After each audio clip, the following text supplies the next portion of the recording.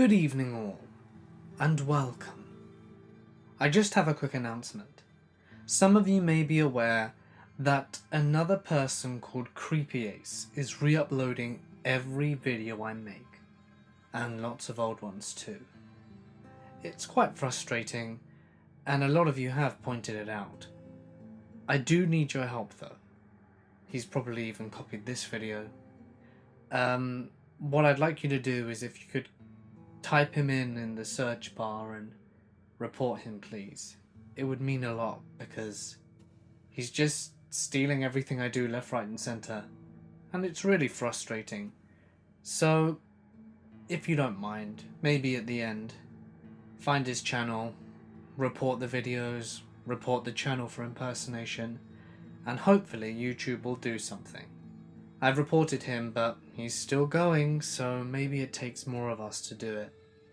Thank you, everyone. So yeah, I'm sorry for the announcement, but I need help. I can't do it on my own. But anyway, without further ado, it's time to get comfortable and let the darkness take control.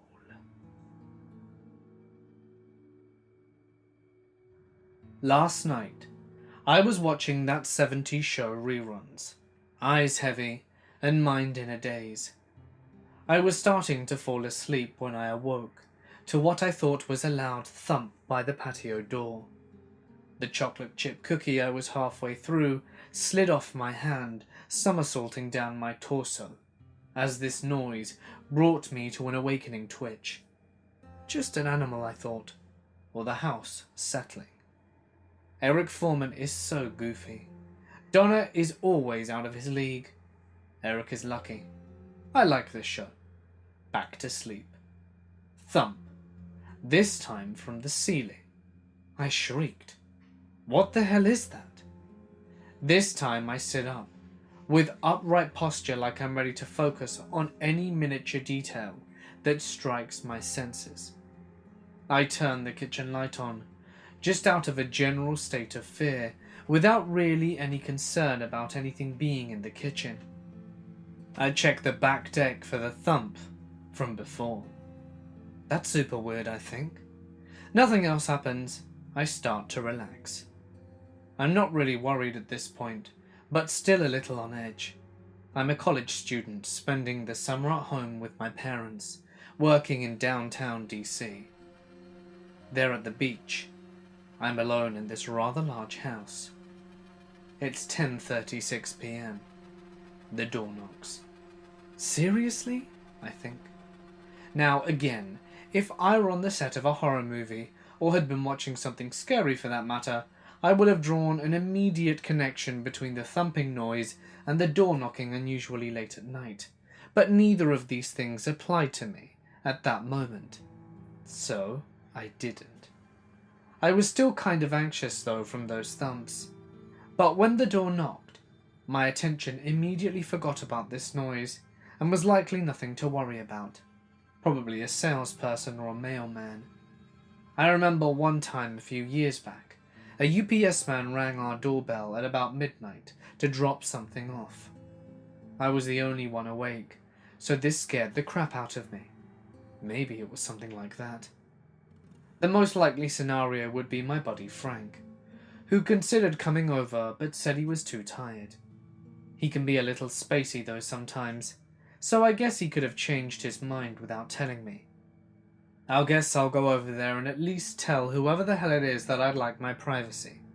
Unless it's Frank, of course, who I will then remind how spacey he can be. A little weirded out by the situation though, I grab the first thing that resembles a weapon. An old lacrosse stick. I hold it from the head with the shaft facing outwards like a lightsaber. As I turn the corner to the foyer, I see through the door a pair of skinny legs with odd worn slippers. Alright, this is a little weird. That's definitely a skinny chick. Maybe she's confused trying to visit a friend and knocked on the wrong house. The house next door is about the same size. Doesn't really look a lot like mine, but I don't know what else it could possibly be. All of this enters my mind in the matter of seconds between my footsteps in the kitchen and the doormat between the front door and the rest of my home. As I stand between the large modern door and whoever the hell is out there, I lean my lacrosse stick on the ground behind me, so this stranger won't see it. As my hand floats hesitantly towards the doorknob, I hear a voice coming from the other side of the door. No clear words, just light whispers. I assume someone must be with the slippers girl, because I haven't even opened the door yet, and as far as I can tell, this person hasn't even seen that someone is home, unless she's talking to herself. That thought didn't calm my mind at all, though. My hands stopped frozen in midair, about halfway between the rest of my body and the door, like I was about to do some weird robot dance move. I wait for several seconds, disturbed by the odd synchronization between my movement towards the doorknob and the voice outside. I wait longer. No voices. I take a deep breath. It's through my nose and out through my mouth. Knock, knock. I open the door about 3/4 way, quickly, like a toddler anxious and curious to discover the monster in their closet. I stick the right half of my body out, facing 2 dark feminine figures on my porch. The first thing I notice is those beat-up slippers. I look up from there, my head and neck tilting upwards to see the rest of her. Straight black hair, uncombed, matted in different directions. She looked sickly, shaking in the cold, with a hooded sweatshirt and tiny khaki shorts.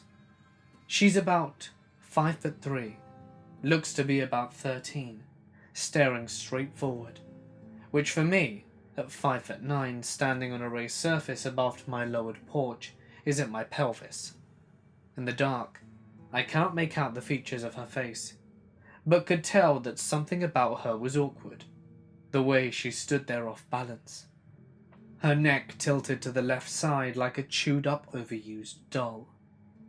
Before I can react in any way, I observe her partner, about a half a foot behind her, and to the left, a noticeably younger girl, maybe 9 years old, but with about an inch over her sister, wearing a ragged, dark blue shirt, black pants, rain boots.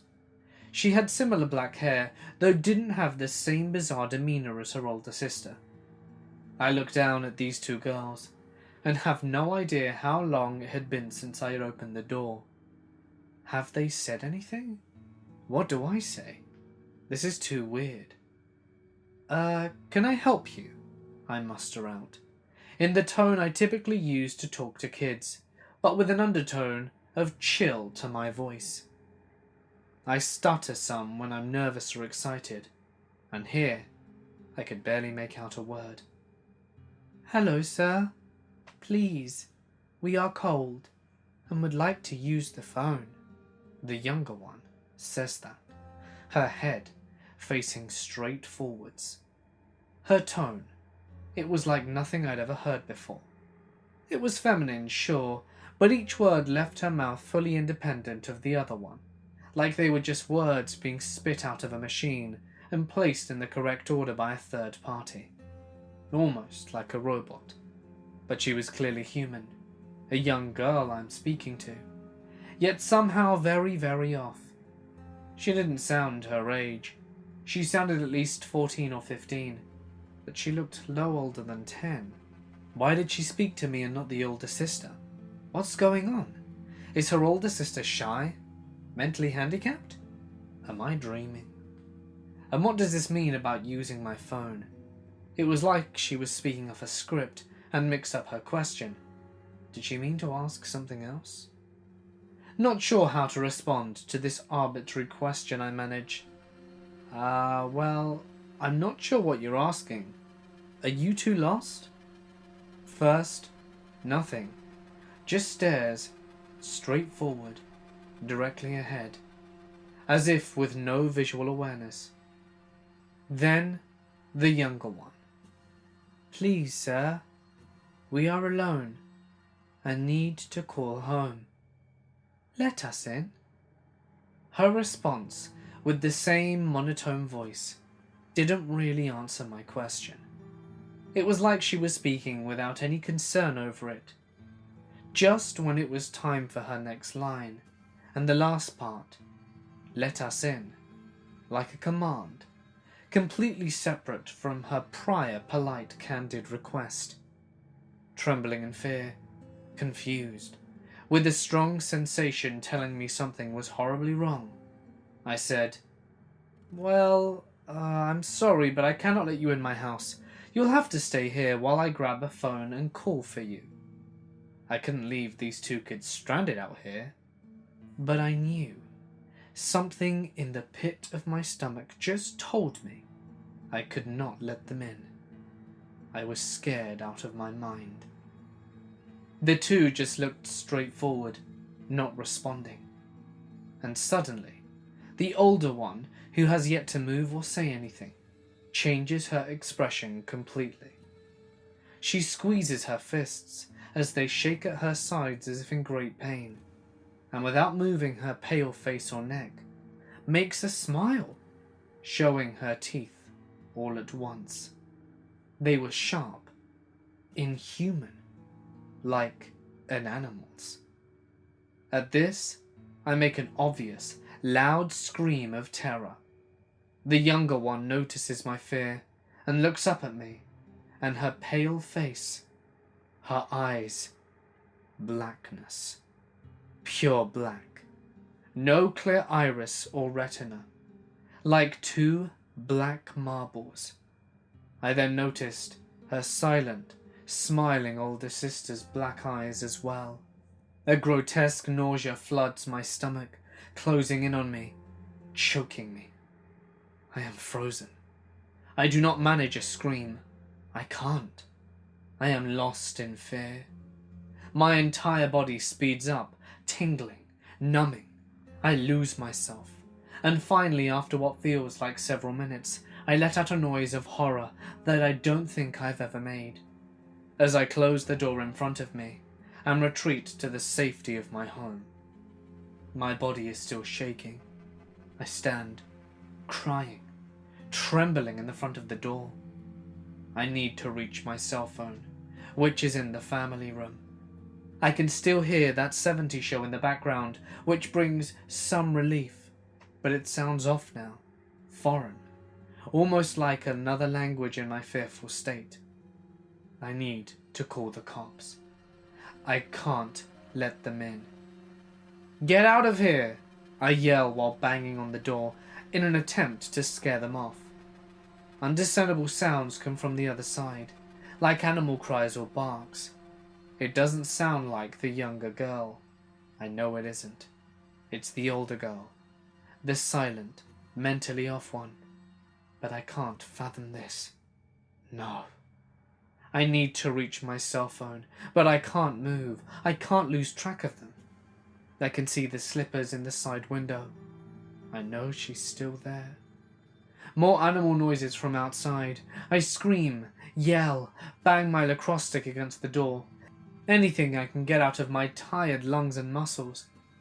I felt like I was being attacked by a grizzly bear. I was in full-on survival mode, doing all I could to scare them away. But any noise I made was matched by the older girl, with her disturbing barks and screams that to this day haunt my dreams. Then, from the other side of the door I hear a muffled, "We just want to call our mother," from the younger girl. "Please, we are scared and alone. Let us in. Let us in." That last part, "let us in," in the exact same cadence twice over, like a recording. "Please, let us in," like a chant. "Let us in. Let us in. Let us in." The younger girl continues, each command louder and more assertive than the last one, as the older girl's noises matches her demands. I wait for any sign of safety of this horrible nightmare coming to an end, I continue screaming at them until finally it stops. The noises, the chanting, gone. The slippers are gone. I look out my window, sprinting legs, the older girl running the speed of a male track star, but her legs twisting over each other like a circus freak. This is so screwed up. I see her trail off, catching up with the younger sister, who must have given the orders to leave while she strayed for a minute or two barking and screeching and yelping like a Neanderthal. I watch as the older sister finds her younger sister waiting on the other side of the road. They stand there, not looking back at my house, staring straight ahead the other way, like they are waiting for something, someone. And suddenly, a large, wiry figure walks towards them. Long legs and arms and lanky, inhuman features, with the shape of a woman, but far too tall and awkward in form, like one of those scarecrow-like animations from a Tim Burton film. This creature, this monster, leads them away into the night. I did not leave my front door the entire night. I didn't sleep, and barely have since. Close family, my girlfriend, and my friends want to believe me. They say they don't think I'm crazy, but I feel like they don't really believe me. This is actually so screwed up, whatever it is, whoever they are. It's real. They're like these subhumans trying to take us, or have them join them. I don't know what it is. They create this energy of fear and terror, like nothing I have ever experienced. I lay awake at night, terrified of when I open my eyes, that older sister will be outside my window, hanging from a tree smiling at me, barking, waiting for me to walk outside, leave the house. I haven't left since. Update. It's been a few days now and I've managed to leave the house at the request of my loved ones. Each hour that passes I do feel a little more safe. I know this sounds like something out of a horror movie, but it's so messed up, and the realest thing I've ever experienced. It was the summer of 1986, and I had just graduated from high school.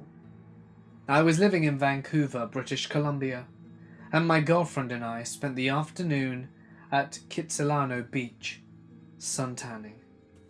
She had to leave early for work, so I stayed on the beach, alone. It was around 4, and I was hungry. I walked up to the beach over an area called Spanish Banks. There is a concession out there, and I had a long line. It was an Expo 86, so we had a ton of tourists that summer, and the beach was packed. I placed my order, but was told that it would be a 15 to 20 minute wait for my food. I perched myself on a bench and proceeded to wait. For some reason I looked across the street. The concession stand is adjacent to the road, a narrow 2-lane road, not the best for beach traffic, and the other side of the road is a forest called the UBC Endowment Lands, attached to the university. There was a guy walking down through the forest, which was also a steep hill. There is no sidewalk below, and it was a really dangerous place to try and cross the street. Not only that, it was an odd place to come out of. Imagine a steep hill with lots of bushes and trees going straight down a curb, and then a busy street. The second that I saw this guy, and I was far away at the concession stand, I had that gut-wrenching fear that everyone describes. Even though he was far away, I could tell that he was grinning maliciously, fixated on me. He crossed the street grinning, and at that moment there were no cars, so he got across easily. He made a beeline straight to where I was, and went and sat on a bench across from me. I'm not good with distances, but I approximate it must have been 10 to 15 feet. He was First Nations, a bit older than I was, maybe 1920. He had medium-length hair and was wearing a white t-shirt and a red flannel shirt over it, unbuttoned. He was wearing jeans. I can't remember his shoes, runners of some kind. He was fairly attractive, but utterly evil. Malicious was the word that kept going through my mind. Now his eyes, they were black. No whites could be seen, but they were not shiny like all of the other accounts I've read. His were dull. The way that I described it to my boyfriend later was that they looked like scratched black plastic. They also gave me the feeling of when you look into a microscope or binoculars and you can see your own eyelashes squished against the lens. And it's almost spider-like. His eyes and his everything frightened me like nothing ever else had. He sat there grinning at me. He knew that I was terrified, and I knew that I had to pretend that I was not. I felt totally alone, even though there were tons of people around. No one else seemed to notice anything amiss. I felt as though knowing that this person existed made me hate being alive. The world would never be safe if things like him existed. I sat there acting totally normal on the outside, trying to keep it together, because it seemed instrumental to my survival. I had no idea what this thing would do, but I felt as if my life was in danger. My food was ready for pickup. I got it, and then proceeded to go over to the payphone, and I kept my back to him as I phoned my boyfriend. I told him to get over to Spanish Banks because there was a really scary guy here and I didn't know how to get away. After my boyfriend hung up, I stayed in the phone booth, pretending to talk to someone. At some point, I had to get off. Maybe someone wanted the phone, and I sat back on the bench, and he stayed, grinning. A minute or two before my boyfriend got there, he got up and sauntered away down the beach. When he arrived, he wanted to go after him. I grabbed his arm and told him that we had to get out of there now. I couldn't properly explain it to my boyfriend, just how terrifying that experience was. I still can never explain it properly. It was scarier than any murderer. It felt as if this thing could do something to you. It wouldn't just end your life. It would do something that would destroy or torment your soul forever. I've had a couple of other experiences that are slightly related to this, though different. Today was a day like any other day. I woke up at noon, got showered and dressed, cleaned out my room. My mom was out shopping, and my dad was up on some land we owned trying to clear out the brush. My younger sister was at school. Today she had a choir concert, so I was searching for something nice to wear. The day felt unusually long. It's almost like I was anticipating something. I felt nervous, but peaceful. My mum came home, so we went for a walk with our dog, and talked as usual. She told me shopping was lonely without me. I had a bad day yesterday, so she wanted to let me sleep. I put my arm around my mum and hugged her with a smile. We talked about my fears of college, which I'll be starting in August. We talked about things we're looking forward to during the holidays. We talked about things that make us sad, things that cheer us up, songs we like, old musicians, and how much Steven Tyler looks like Mick Jagger, and had a laugh about that. I couldn't seem to shake my feelings of anxiety. A few hours had passed, and my sister had come home. We were in her bedroom so that I could help her figure out what to wear. I finally found a pretty white top and a pair of silky dress pants. She got dressed and left for her concert. I felt stressed, so I decided to stay back to get a shower before I left. I was standing in the shower, warm water hitting my back and the steam relaxing my entire body. I was stepping out when I was suddenly filled with an overwhelming sense of dread and worry. I felt dizzy and disoriented. I tried to shake the feeling, so I blow-dried my hair and put on my dress. I heard knocking at the front door, but I felt sheer terror. I didn't want to go downstairs, and I didn't want to answer the door. My dog started growling and barking and scratching the door. "Hello? I need to use your phone." At this point, I was obligated. I ran down and opened the door. I left the storm door shut and locked it, so I was able to talk through the next scene. It was a girl of about 13 with long blonde hair, wearing a bright blue hoodie and torn jeans. Next to her was another little girl of about 6 or 7. She had short blonde hair, and little above the shoulder length, and was wearing a pink dress with flowers on it. Both were looking down, so I couldn't see their faces. Hi. Can I help you girls? We need to use your phone. We're not from around here, and we lost our mother. She's worried." The older girl mumbled, still looking down. I felt compelled to let them in, but I wasn't willing to risk anything with that horrible feeling I had. I'd heard so many stories about the black-eyed kids, and researched into it a lot.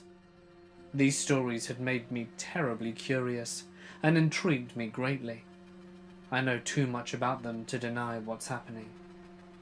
"You can use my cell phone, but you can't come in." "We've been outside all day, Mom. Please, we're cold." It was a warmer day.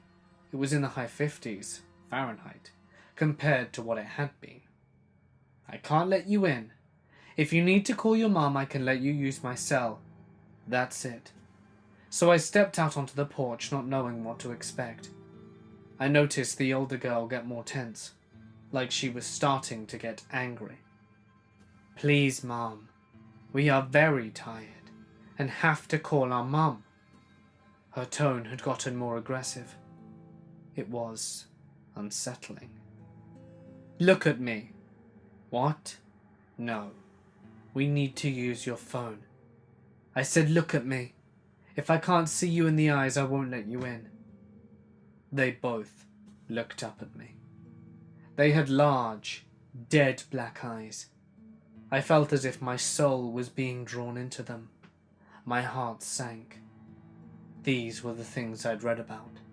The soulless, violent children were standing in front of me. I felt so compelled to say yes. I almost felt guilty for being so aggressive in my response, but I knew what they were. I can't let my compassion overtake my common sense. "What are you?" I know those eyes. "What are you, children? What do you want?" She said nothing. She tilted her head and stared directly at me in the eyes. It felt almost hypnotic. It's a feeling I can't really explain. They looked at each other and smiled. "Ma'am, we're 2 girls who need to call their worried mother. Please, this is the last time I'll ask nicely." She kept that twisted smile on her face and just glared at me. I backed into the door, opened it, and slammed it in their face. I locked the door and walked through the house in a panic, making sure all the windows and doors were locked. I heard knocking on the window. I backed myself against a wall and peered over just enough where they couldn't see me, but I could see them. I crawled onto the floor to another room. They then came to that side of my house and began knocking on the windows of the room I was in. It's like they could see me, no matter how much I tried to hide. In a panic, I called the police. "This is Carlisle's daughter. I need someone. There are some girls knocking on my windows and they won't go." I told them I can't let them in. "Please come. I'm scared." My dad is good friends with a lot of the cops, so they know who I am by my father's name. My dog was still barking furiously. I'd honestly forgotten he was even there. His barking shook me back to reality. The cops soon arrived and told the girls to leave. They actually walked away. I wasn't sure what to make of that. I've never heard of them just walking away. Maybe they have their own fears, cops being one of them. The cops looked shocked when they first started talking to the girls, but eventually got them to leave. I realized I was really late to my sister's concert, and in a panic, grabbed my shoes and everything and drove over to the school. On a positive note, the concert was great. The chorale sounded beautiful, and I was terrified to go home after.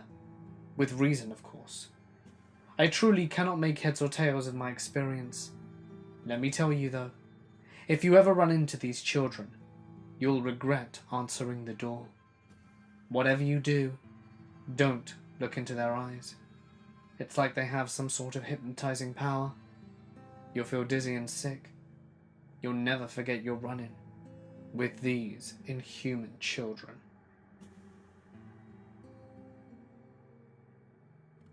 I've heard stories of black-eyed kids over recent years. Some of them are just downright creepy. I'm a sensitive. I do my best to be aware and focused. So when/if I'm in danger, or loved ones are in danger, my intuition goes on red alert. With that being said, I'd like to share something interesting. During the most recent New Year's Eve, my son, myself, and my fiancée had a quiet night at home. We watched movies, made dinner, and my son went to bed fairly early, since he was only 5. No wild party.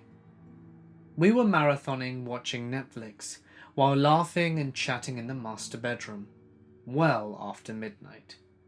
At which point there was a confident, yet creepy, solid knock at our front door. We live in the country. It's a bit more remote, and all of our neighbours were friendly enough. But they wouldn't have knocked that late, as it would be perceived as rude. Our Jeep was parked in the garage, so it wouldn't be related to a car having the lights on or anything. I'm listening to this because that happened once. The keys to the Jeep in the house were securely hung in place. The fun time we were having quickly shifted to an odd feeling of confusion, coupled with unusual terror. It was really odd. We aren't fearful people. We simultaneously checked our smartphones for anyone stopping by and announced nothing, except a few well wishes from friends due to it being New Year's Eve and all. I got up to stretch, and my fiancé made sure I wasn't about to answer the door. "Hell no," I said. We laughed uncomfortably. I joked with him saying, "'Cause you're gonna do it." I teased him. He scowled and smiled, knowing full well he would have to normally. Why were we so on edge? We both remarked how odd we felt about the knocking and the late hour. In fact, we didn't budge from the master bedroom. Neither of us felt good about checking the door, and figured whomever it was had the wrong house. Then another knock. We were getting agitated, and that strange feeling of terror was back, strong as ever. I've never felt that way about someone knocking on the door before, nor have I not felt safe to answer. It was really odd. I'll paint a more clear picture. Good neighborhood. Our front porch light bulb needed to be replaced, so it was dark as hell out there. I thought it was really weird that someone would be standing out there in the complete pitch-black darkness for 3 minutes knocking like that. I mentioned this to my fiancé. The peephole would give us away if we stole a look, since lights were on throughout the house. We didn't dare check. Why? That senseless feeling of fear was disabling. It made it so two grown, very capable at defending themselves adults were essentially cowering in fear after 2 knocks at the front door late at night. What gives? It took about a half hour, but I eventually felt a lot better, no longer afraid, and felt that whoever it was had left. I checked the front of the house through the kitchen window. No cars, no neighbours, no parties. Just the calm sound of crickets. I proceeded to open the front door after listening to make absolutely certain that no one would surprise me, like a drunk ex-boyfriend passed out on the porch or something equally hilarious. Satisfied, I opened the front door. It was quiet. In fact, it was too quiet. No sound at all. That's odd. I had a feeling instantly of being watched. From where? Who? What?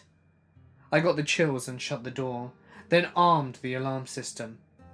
I thought to myself that if they came back, we can call to report suspicious activity to the police. However, it then occurred to me that we wouldn't get through. It was New Year's Eve after all. Awesome, right? Even to me, it sounds like I'm overly paranoid and getting spooked for no reason. I would think the same had it not happened to me. When the second knock took place for a split second, I thought, oh crap, what if? Regarding the black-eyed kids stories I'd read. Mainly it was the remarkable senseless fear we felt that tipped me off. My son slept through it. No, I didn't share this epiphany with my fiancé at that moment. We were too terrified to make any noise. He's legitimately a skeptic. He doesn't know anything about the BEK, and I wasn't about to go into it at the time. He shared there was no way in hell he was answering the door, and I thought his reaction was odd, especially since he didn't know any of the stories. During this ordeal, the doorbell wasn't used at all. What's strange is that the only light in the porch area would have been the illuminated button of the front doorbell. Why wasn't the doorbell pushed? There's no porch light out there. It had burnt out. It was at a height which needed a ladder to be reached. During the busy holidays, we hadn't gotten around to replace the bulb yet. It was on our to-do list of things. It was moved to the top of the list after this experience. It was super late at night, and I've lived here for 8 years. As an example, the only time our door was ever knocked on super late at night was a friendly neighbour letting us know, and this was months ago, that I had left my truck door open when we had unloaded groceries. He announced himself as he was knocking, saying who he was and why, before we even reached the door. We were grateful for his concern, and that this was the only time it happened. It's a good neighbourhood after all. What's interesting is that with my previous knowledge of the black-eyed kids, that occurred to me during this experience, so I stayed put. There was no way I was going to check out who was there, just to be certain. It's more important to express that the immense fear I felt was paralyzing. I truly feel for anyone who has the displeasure of experiencing a black-eyed kid. If that isn't what was on the porch, then it was something equally as terrible. It's also important to share this tidbit. I'm not a person who's normally fearful of much. Honestly, there is danger in just about everything. However, that doesn't stop me from my daily adventures, and I'd rather enjoy life than live in fear. I'm a streetwise female who is always aware of her surroundings, as well as a survivor of a home invasion as well. Interestingly enough, when someone tried to rob me years prior, they were discovered in my kitchen when I was getting a quick glass of water before bed. We hadn't even been home for 2 minutes. I kept a Brita in the fridge to keep cold filtered water. When I opened the fridge, the light illuminated the kitchen well enough so that I could see the man standing on the kitchen corner. As unnerving as that was, I wasn't afraid. Fight kicked in versus flight. All I did was look straight at the man and say, "Get out." I walked towards him with purpose, and he fled. I wasn't harmed. He ran from the house. My then boyfriend, back then it was someone I dated a few years ago, was amazed at my bravery. I've been trained in self-defense, have taken martial arts for years. So there you have it. Sometimes people fall on hard times and take desperate measures to rob others, and that basically was someone looking to rob a house that they thought was empty. I surprised them, and they fled. With this experience that I've described, my instincts were going nuts. It was so terrifying that I wanted to share this with the community, as a helpful way to warn others. If you have someone or something knocking late at night, and it's followed by a similar feeling of overwhelming dread, simply trust yourself. Do not go near the door. Nor could I, no matter what. That dreadful feeling was so pronounced, our instincts are there to keep us safe. So trust that feeling. It's there to keep you safe. Don't second guess yourself. We have since installed a security camera and restored the porch light. So a few years ago, I had a run-in with the entities known as the Black-Eyed Children. For those of you who don't know, the Black-Eyed Children are beings that roam the night. They knock on doors and try and get into your house. When you get a good look at them, they look like they're from a different time period. Then you see their face. They have no eyes. Or rather, their eyes are so black, they look like they're not even there. Any encounter with them results in the most terrifying night of most people's lives. However, my encounter with them just falls short. For reference, I was 17 when this occurred. At the time of writing this, I am a 19, almost 20-year-old, and I was working at an indoor water park that might have been referred to as the Puddle. I was a lifeguard, and was the last one heading home late one night. I was soaking wet and freezing, despite it being around 80 degrees outside. I got into my car and locked it, pulling my phone out for some music. I read a couple of messages and got distracted, and suddenly there was a tap at my window. I looked up and saw a couple of kids staring at me. I rolled the window down just enough to hear them clearly. "What's up, guys? Are you lost?" I asked in a polite tone. They didn't really respond. They didn't really move at all. Finally, the smaller child spoke, and as he did, my heart dropped. The voice that came out of this child's mouth was deeper than my own. It was so deep that it sounded like Satan himself spoke to me. "We just need a ride home. Could you let us in and take us there?" I couldn't move. I was frozen in fear. "Come on, mister. Just open the door," it demanded, knocking again. As they were knocking, a car's headlights illuminated their faces. They had voids where their eyes should be. When they saw my look of horror, they grinned and started pounding so hard on my window that I thought it would break. I kept trying to start my car, but it wouldn't. Finally, one of the housekeepers of the hotel the Puddle was built around came out to throw trash, and I heard them walking and went to warn them about the kids. When I look up, they were gone. Now this could have been a hallucination brought on by the amount of stress I went through, but it was very real for me. Anyway, my car ended up starting, and I made it home in record time. Like I said, it's not the scariest thing that's happened to me, but it's up there. Let's just hope they don't find me again. Hey guys, it's Mort here, and thank you so much for listening. I do hope that you enjoyed tonight's installment. As I asked you at the start, please don't forget to report Creepy Ace. You can find his channel by doing a search in the search bar, as I don't want to link it in any way, shape or form in the description or comment section or anything. So please, it would really mean a lot to me if you guys could do that. and report his videos and his channel so that hopefully he gets taken down and no longer copies me. I had to report channels like this in the past, but I think he's one of the more persistent ones.